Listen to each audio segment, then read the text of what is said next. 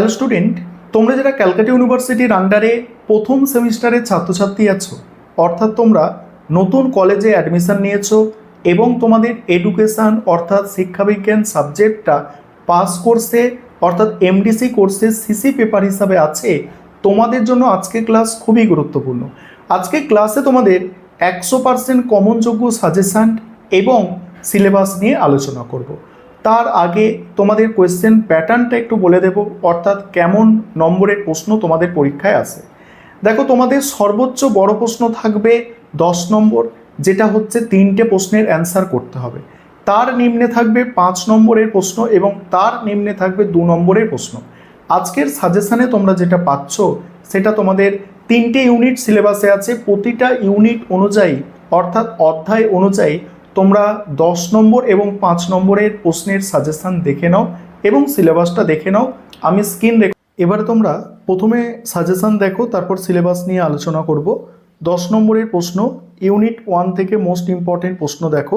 প্রথম প্রশ্ন আছে, ডেলর কমিশনের প্রতিবেদন অনুযায়ী শিক্ষার 4টি স্তম্ভ সম্পর্কে আলোচনা করো। একদম টপ মোস্ট ইম্পর্টেন্ট প্রশ্ন। পরের প্রশ্ন আছে, প্রয়োগবাদের নীতিগুলি লেখো, শিক্ষায় প্রয়োগবাদের প্রভাব আলোচনা করো। তারপরের প্রশ্ন, শিক্ষার লক্ষ্য সম্পর্কে ডেলর কমিশনের অভিমত বা আধুনিক শিক্ষার লক্ষ্যগুলি আলোচনা করো। নেক্সট হচ্ছে, বৌদ্ধ দর্শনে আর্য সত্য সম্বন্ধে লেখো এবং অষ্টাঙ্গিক মার্গ সম্পর্কে আলোচনা করো। এই 4টি প্রশ্ন তোমরা করে নেবে।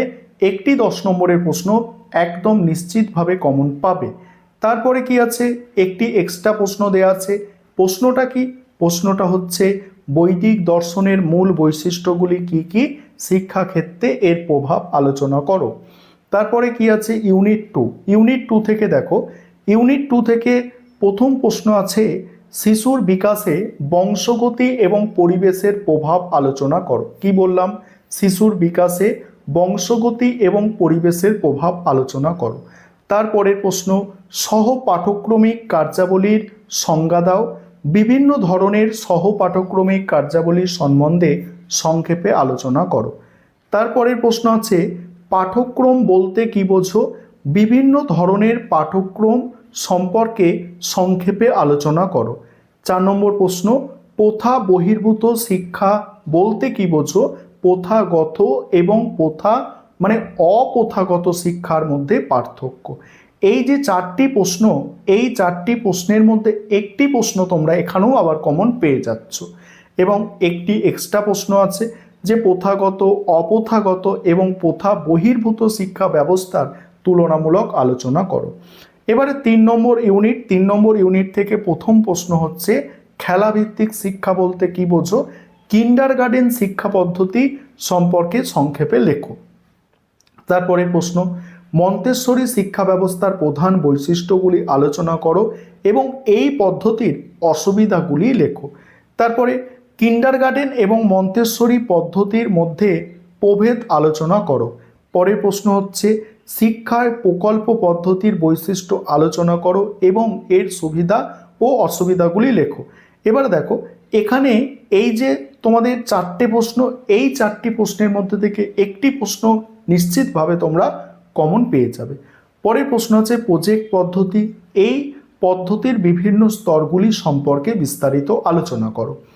5 নম্বরের প্রশ্নের এবার সাজেশন দেখো এবং তারও আগে একটি বিষয় তোমাদের বলার আছে, তোমাদের জন্য অনলাইন কোচিং ক্লাস চলছে। তোমরা যদি কেউ পেইড ব্যাচে অ্যাডমিশন নিতে ইচ্ছুক থাকো বা আমাদের থেকে স্টাডি মেটেরিয়াল অর্থাৎ পিডিএফ নোটস কিনতে চাও, তাহলে তোমরা স্ক্রিনে দেওয়া নম্বরে যোগাযোগ করতে পারো।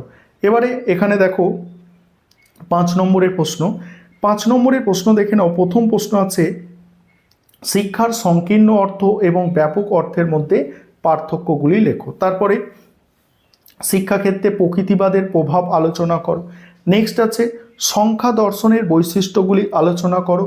পরের প্রশ্ন আছে, ডেলর কমিশনের সুপারিশ অনুসারে জানার জন্য শিক্ষার তাৎপর্য লেখো। নেক্সট, শিক্ষাক্ষেত্রে প্রয়োগবাদের প্রভাব সংক্ষেপে আলোচনা করো। নেক্সট, বৌদ্ধ দর্শনে অষ্টাঙ্গিক মার্গ বলতে কি বোঝো। এবারে ইউনিট 2 থেকে আছে দেখো, প্রথম প্রশ্ন এখানে, শিশুর শিক্ষায় বিদ্যালয়ের ভূমিকা লেখো। নেক্সট আছে শিশুর বিকাশে সহপাঠক্রমিক কার্যাবলী সম্বন্ধে লেখো। নেক্সট শিশুর বিকাশে বংশগতির প্রভাব লেখো। নেক্সট আধুনিক পাঠ্যক্রমে 5টি বৈশিষ্ট্য লেখো। নেক্সট প্রথাগত শিক্ষার বৈশিষ্ট্যগুলি লেখো। নেক্সট অপ্রথাগত শিক্ষার বৈশিষ্ট্যগুলি লেখো। এবং তারপরেই তোমাদের 3 নম্বর ইউনিট থেকে দেখো, 3 নম্বর ইউনিট থেকে প্রথম প্রশ্ন, শিশুকেন্দ্রিক শিক্ষার ধারণা সংক্ষেপে বর্ণনা করো। পরের প্রশ্ন আছে প্রজেক্ট পদ্ধতির বিভিন্ন স্তরগুলি ব্যক্ত করো। নেক্সট আছে কিন্ডারগার্টেন পদ্ধতির যে কোনো 5টি বৈশিষ্ট্য লেখো। নেক্সট আছে খেলাভিত্তিক শিক্ষার বৈশিষ্ট্যগুলি লেখো।